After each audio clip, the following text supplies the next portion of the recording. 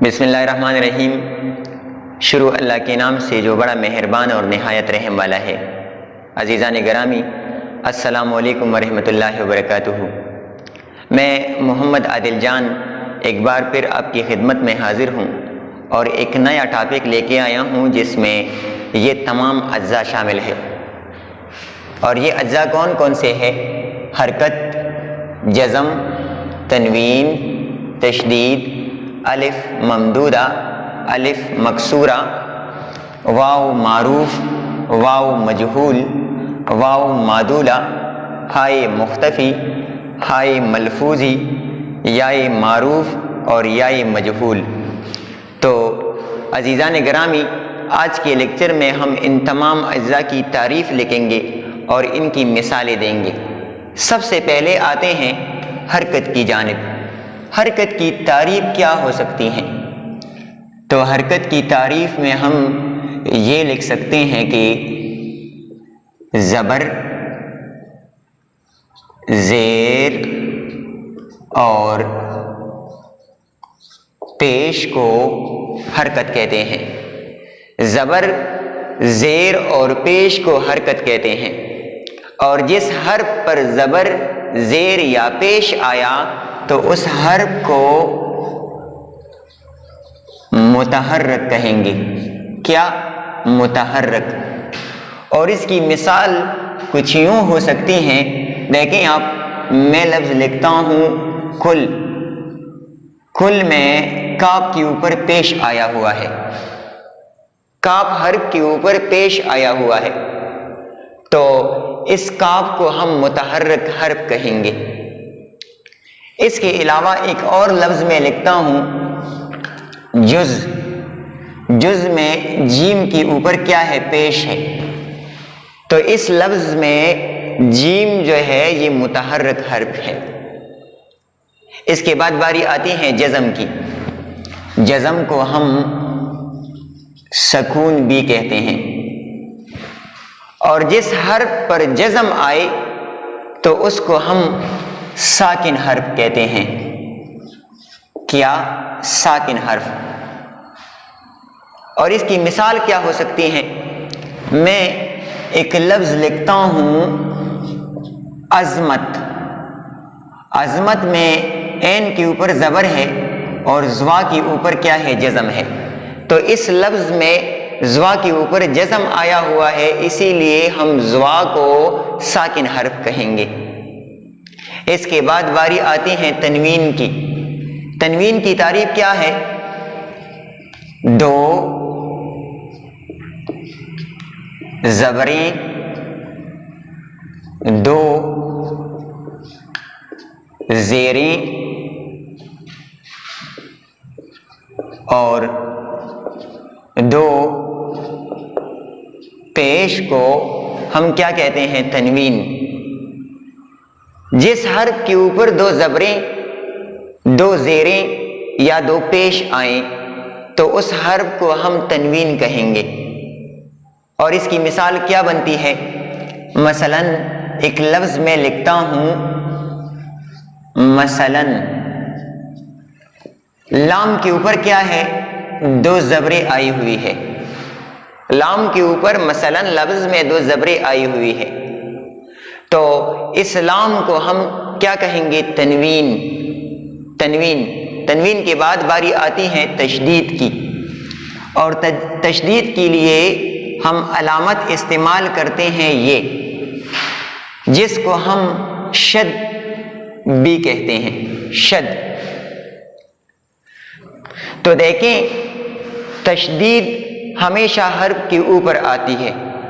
تشدید ہمیشہ حرف کے اوپر آتی ہیں، اور جس حرف کے اوپر تشدید آئے، مطلب یہ علامت یعنی شد آئے، تو اس حرف کو ہم کیا کہیں گے؟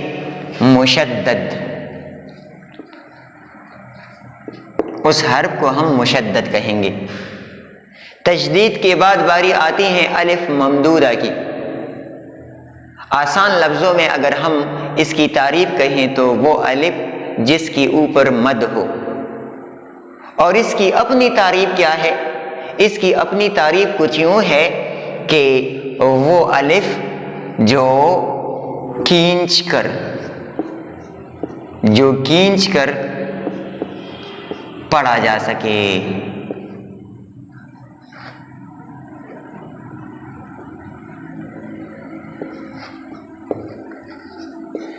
وہ الف جو کھینچ کر پڑھا جا سکے. تو اس کی مثال کیا ہو سکتی ہے؟ اس کی مثال ہو سکتی ہے عام.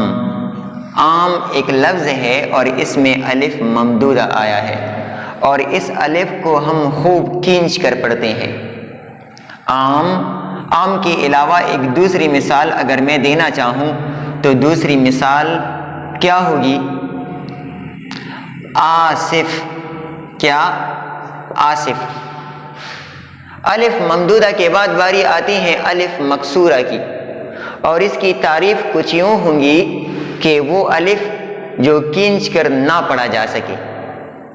وہ الف جو کھینچ کر نہ پڑھا جا سکے. تو اس کی مثال انور ہو سکتی ہے اور امجد ہو سکتی ہے. اس میں ہم الف کو کھینچ کر نہیں پڑھتے، انور میں اور امجد میں. تو وہ الف جو کھینچ کر نہ پڑھا جا سکے. الف ممدودہ کے بعد باری آتی ہے واو معروف کی. واو حرف اصلاً کیا ہے؟ مونث. اصلاً یہ حرف مونث ہے اور اس کی تعریف کیا ہوگی؟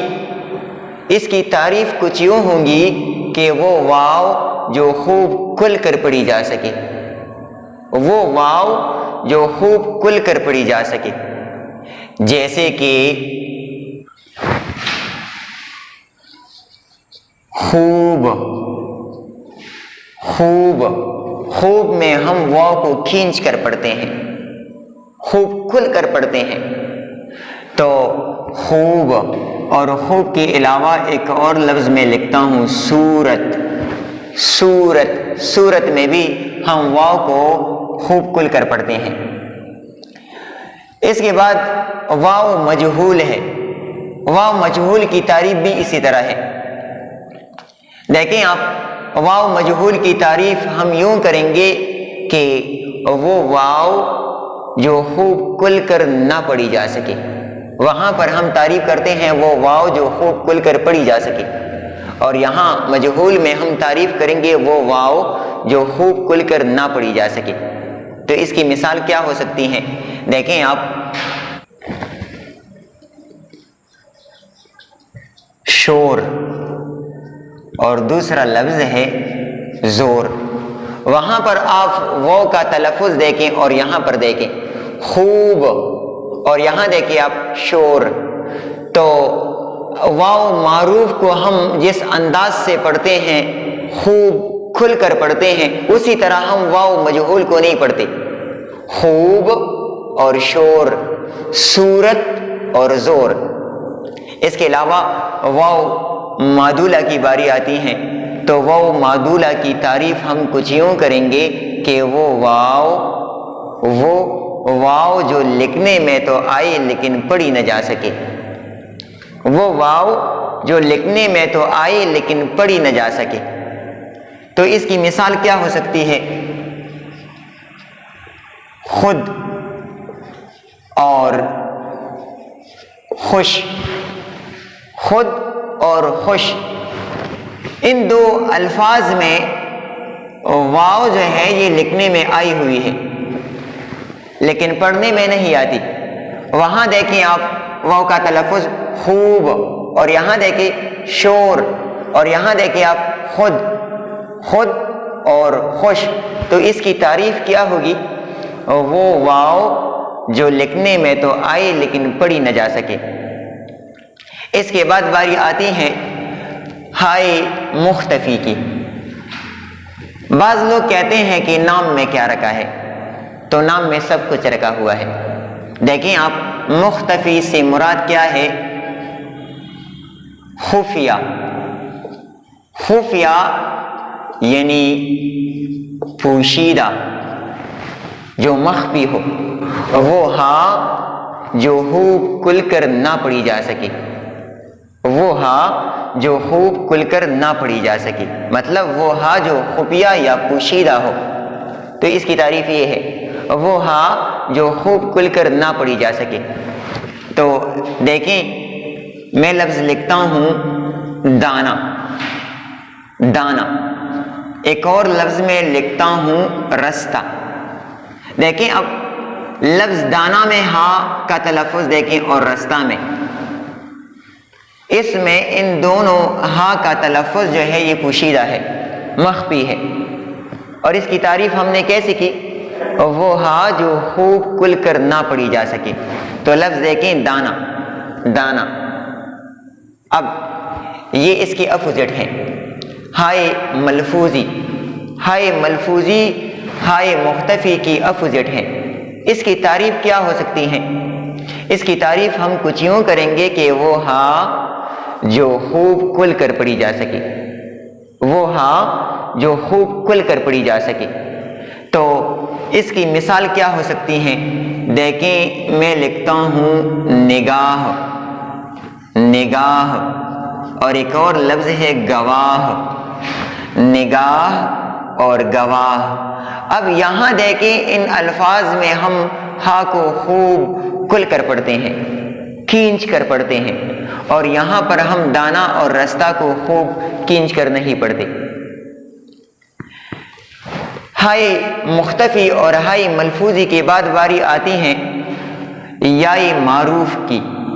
یائے معروف کو آپ گول یا بھی کہتے ہیں، اس یا کو ہم یائے معروف کہتے ہیں، اور اس کی تعریف بھی ہائے مختفی اور ہائے ملفوظی کی طرح ہے۔ دیکھیں اس کی میں تعریف کرنے جا رہا ہوں، وہ یا جو خوب کھل کر پڑھی جا سکے، وہ یا جو خوب کھل کر پڑھی جا سکے۔ تو مثال کیا ہو سکتی ہیں؟ نشیب، نشیب اور حقیر۔ لفظ نشیب اور حقیر میں دیکھیں آپ، اس میں ہم یا کو خوب کھل کر پڑھتے ہیں، نشیب اور حقیر۔ اور آخر میں باری آتی ہے یائے معروف کی، یائے مجہول کی۔ یہ اس یا کو ہم کہتے ہیں، اس یا کا نام کیا ہے؟ یائے مجہول۔ اور اس کی تعریف کیا ہے؟ وہ یا جو خوب کھل کر نہ پڑھی جا سکے، وہ یا جو خوب کھل کر نہ پڑھی جا سکے۔ تو اس کی مثال کیا ہو سکتی ہے؟ دیکھیں میں لفظ لکھتا ہوں شیر، شیر، اور ایک اور لفظ میں لکھتا ہوں زیر۔ اب یہاں یائے معروف میں جو الفاظ میں نے لکھے ہیں اور یائے مجہول کی مثالوں میں جو الفاظ میں نے لکھے ہیں، آپ ان کے تلفظات دیکھیے۔ یہاں پر ہم یا کا تلفظ ادا کرتے ہیں خوب کھل کر، نشیب، اور یہاں پر دیکھیں آپ حقیر۔ اب یہاں یائے مجہول میں دیکھیں آپ شیر اور زیر۔ تو عزیزان گرامی آج تک اتنا کافی ہے، اس کے بعد انشاءاللہ کسی اور ٹاپک کو لے کے آئیں گے اور اس پر بحث کریں گے۔ جہاں بھی ہو خوش رہیں، آباد رہیں، والسلام۔